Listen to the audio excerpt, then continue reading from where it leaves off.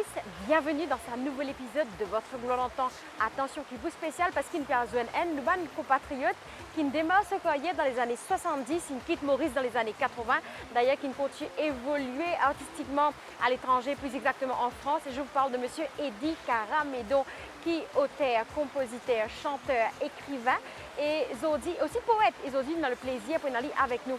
Et avant d'aller plus loin, je voudrais saluer aussi Joyce Verasamy qui nous reste avec Eddie pour faire ça l'épisode spécial là.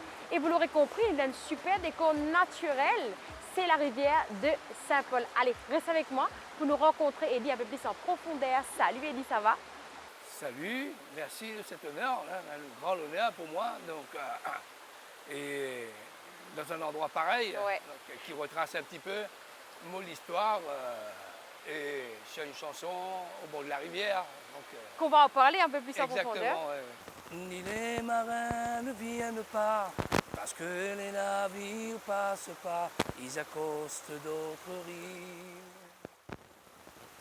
Et juillet n'est plus en fleur de canne, déjà ailleurs ils se pavanent.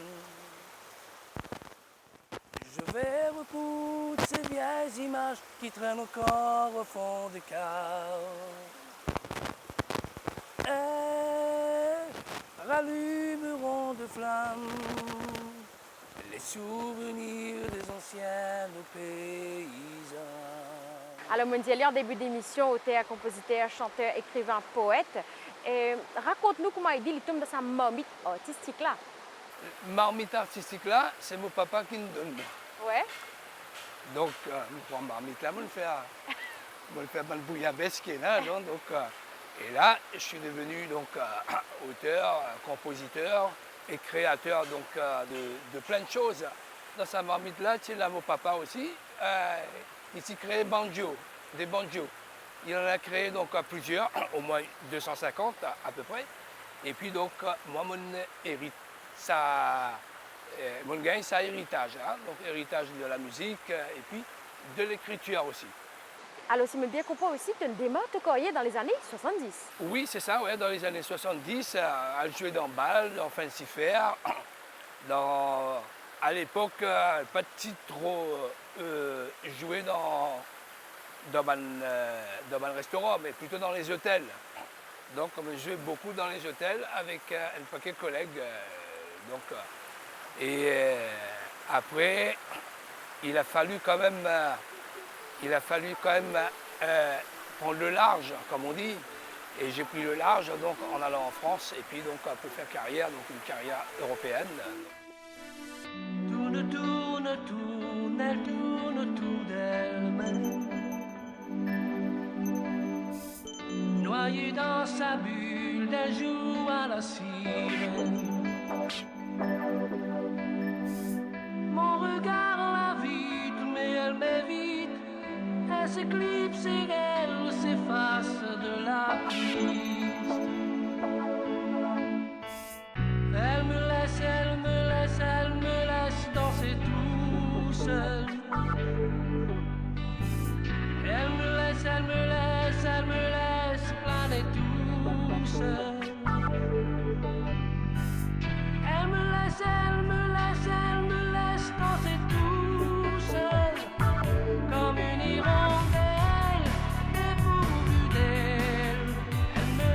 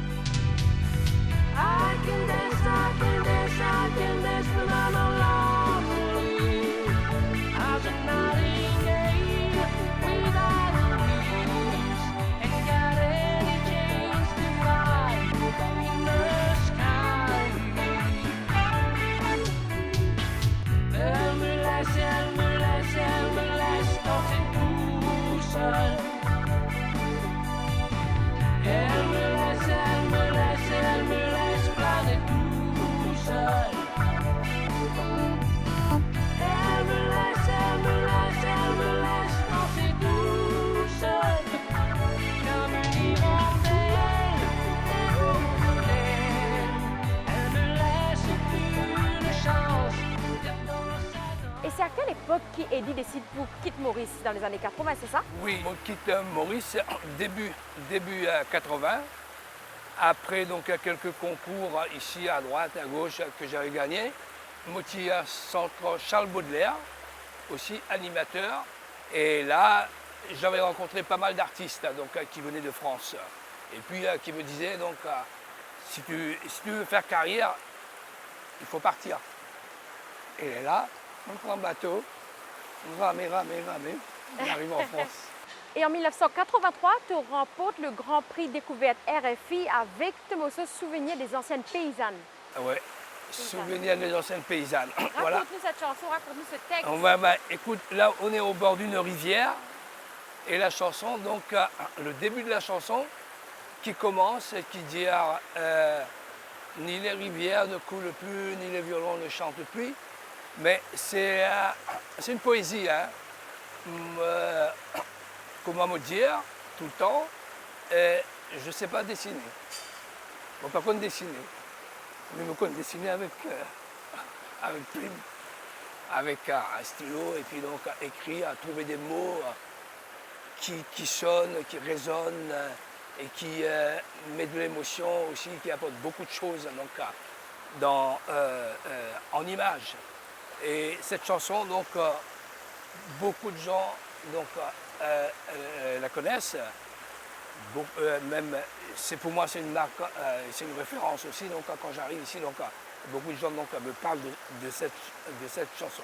Et cette chanson a été primée donc, lauréate donc, en 1983. Et je suis venu ici donc, avec toute l'équipe donc, de RFI pour faire donc, un grand concert à Quatre-Bornes devant 20 000 personnes. Et c'était extraordinaire. C'était incroyable. Ouais.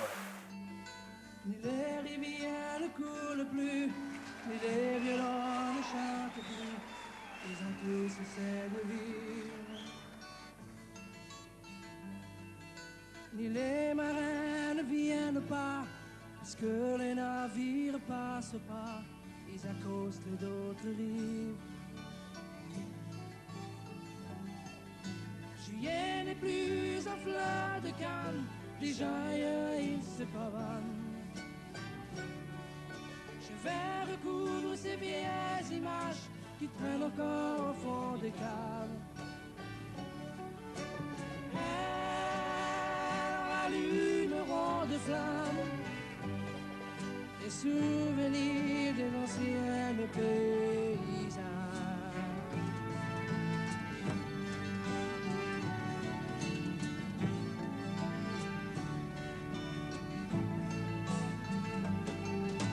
Les ornements des femmes indiennes, les bavardages à la fontaine, j'en ferai d'autres tableaux.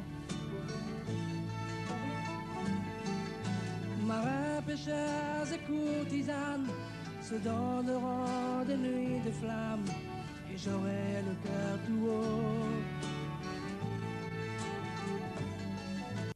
S'habillera de fleurs de canne, juillet encore qui se pavane. À coups de mots, à coups de notes, je suivrai les lames des côtes. Ils allumeront de flammes les souvenirs des anciennes paysannes.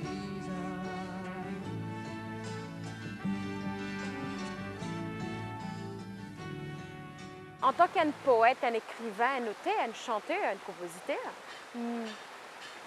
c'est normal qu'il te écrire énormément. Mais j'aimerais demander à Eddie, quand il peut ce source d'inspiration pour écrire sur une œuvre, que ce soit musicale ou encore les poèmes. Oui, mais je n'ai pas de réponse à ça. Ouais. Donc tous les auteurs, écrivains aussi, donc il y a certaines inspirations, comme la poésie, donc ça vient, donc on trouve un truc et puis donc on écrit, on se laisse aller, donc et des fois on écrit n'importe quoi aussi, mais je ne publie pas n'importe quoi, je suis désolé. Ouais, mais c'est une question difficile, hein. Donc il n'y a aucun écrivain, aucun auteur donc, qui peut donc, donner une réponse exacte donc, à la question. adolescent, un peu plus jeune, Eddie Karamidou, tu écoutes quoi? C'était quoi ses influences? J'écoutais Moitié Coup de balle chanter à l'époque. Il chantait une chanson contemporaine donc, de mon époque. Écouter Mike Brandt, les Beatles, Elvis Presley, Cliff D'accord. Richard. Après, donc, j'écoute toujours, donc, j'écoute la musique selon son évolution. D'accord. Et là, maintenant, moi, j'écoute beaucoup de la musique classique. Et beaucoup de musique classique aussi. Et puis, donc, moi, j'écoute aussi beaucoup de chansons françaises aussi. D'accord. Alors en 1984, Eddie Karamidou tient ce premier 45 tours qui justement peut suivre de 2 autres encore. Ben, chaque sortie donc, de 45 tours, donc c'est comme un enfant qui naît. Comme les enfants nés, c'est une belle histoire, c'est de la joie, donc c'est aussi difficile à raconter. Et puis donc il y a une tournée qui s'enchaîne autour d'un morceau. Et j'ai fait beaucoup de scènes donc, en Europe, en Belgique, en Suisse, en Allemagne, en Hollande, tout ça. Et chaque sortie de 45 tours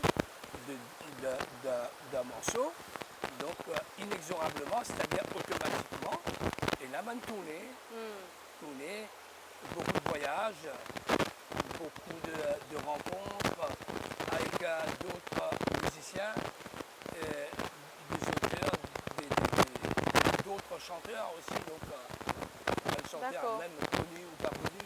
Donc, moi j'ai fait des tournées avec Marc Lavoine, avec Cabrel, avec Catherine Lara, tout ça. Donc c'est le parcours du musicien, quoi. D'accord. Du chanteur. Et à quel moment Eddie décide pour ne plus être seul et crée ce premier groupe qui s'appelle Kofi? Qui fait? C'était la demande donc, de ma maison de disques à l'époque pour ne pas faire un produit anglais. Et c'est là donc que je ne me suis pas creusé la tête. Donc, un jour, on était au bar à prendre un café.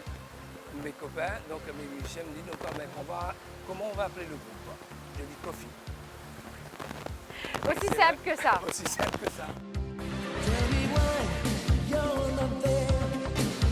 Tell me why everywhere I've got the silence over me.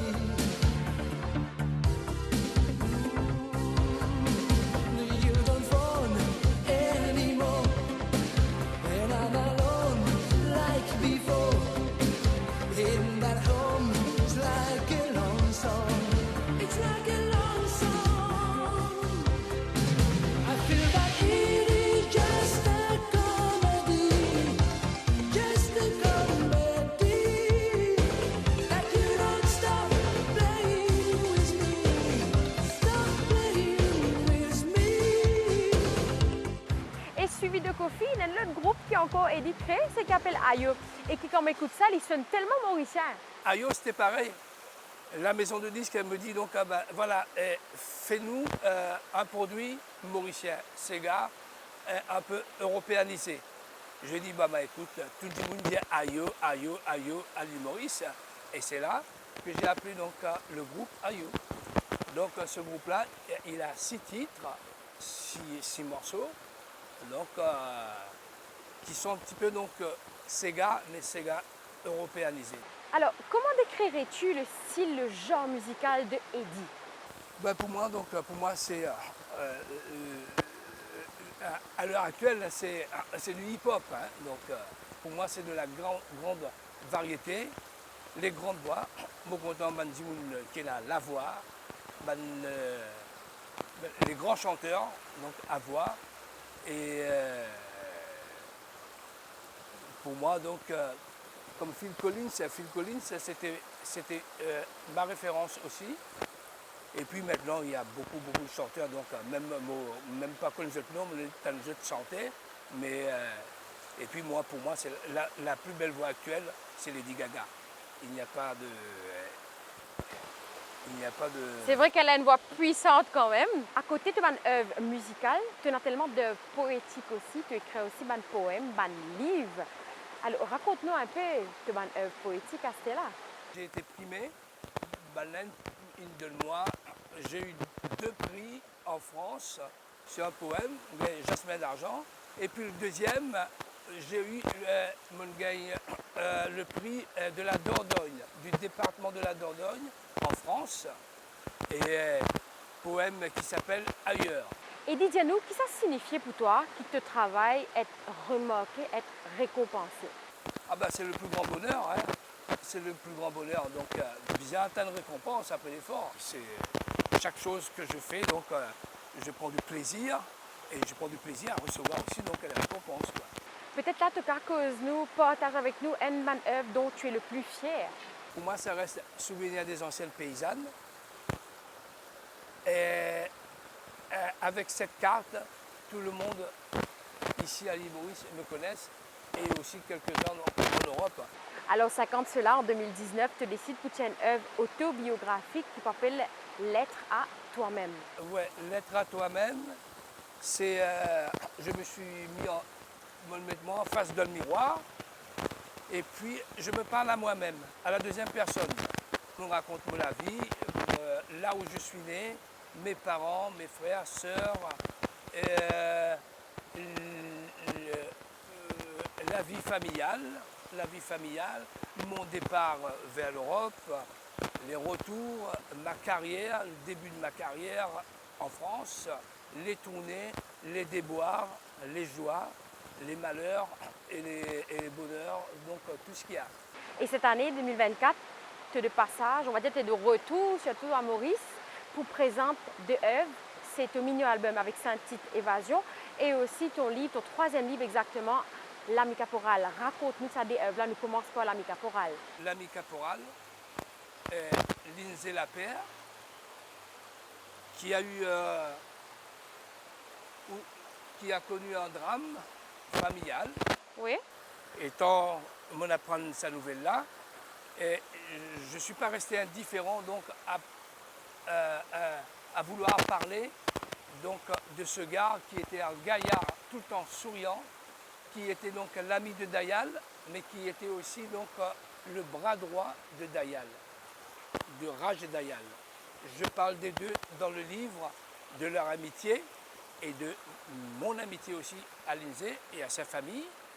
Et tout ça, donc quand j'étais enfant, ici, cette rivière, on l'a connue parce qu'on était au collège adventiste tout juste à côté derrière. Et on faisait le trajet, on passait donc sur le terrain de golf pour rentrer chez nous. Et on passait aussi donc devant les casernes. Et là, il était en admiration devant donc les soldats donc en exercice. Et il est devenu donc un soldat dans sa vie. Et il est devenu caporal. Et il était devenu quelqu'un de sincère donc vis-à-vis donc de Dayal. Et c'est là que je raconte. Et malheureusement, il y a le drame aussi que je dois raconter, je ne peux pas passer outre. Donc je raconte ce drame et c'est un hommage à Lindsay que je rends. Et qu'en est-il d'Évasion? Évasion, c'est des chansons donc, qui étaient dans les tiroirs. Pendant la Covid, ça aurait dû sortir donc, pendant cette période-là, mais c'était un peu crucial. Et là, après, donc, je me suis dit donc, pourquoi pas le faire. Je vais le faire symboliquement sur CD. Et là, en avril prochain, je repars sur Paris. L'officialisation donc du CD sera faite donc à Paris. Et ça parle donc, il y a 5 titres, pas beaucoup, c'est un mini.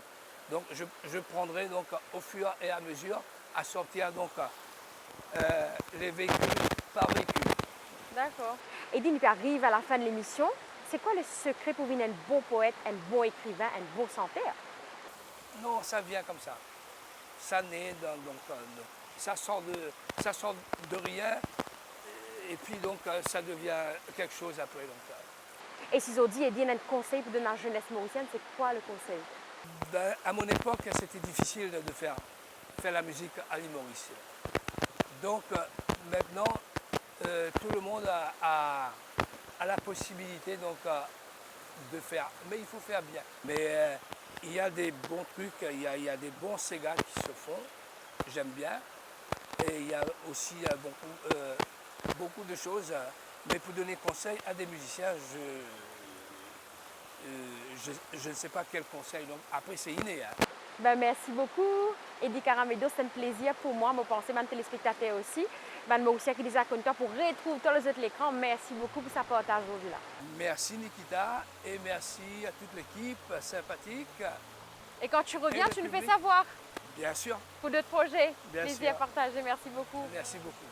Et voilà, fin de cet magnifique épisode que nous découvrons aujourd'hui dans l'émission Monsieur Eddie Caramédon qui est de passage à l'île Maurice. Alors pas hésiter, et ce mois de mars, il sera là pour présenter ces deux œuvres, ce mini-album qui s'appelle Évasion, ainsi que son troisième livre, L'ami caporal. Plein de bisous à vous, j'espère que vous passez une belle soirée. Nous nous revoyons la semaine prochaine pour notre épisode. Ciao! Burning, burning, burning all my spirit.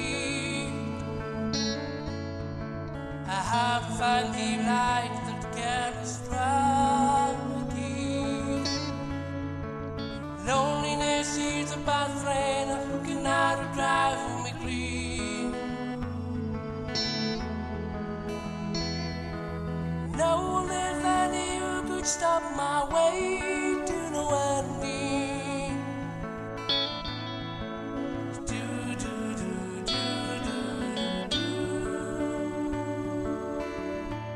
I just need you to bound it up with a new mind.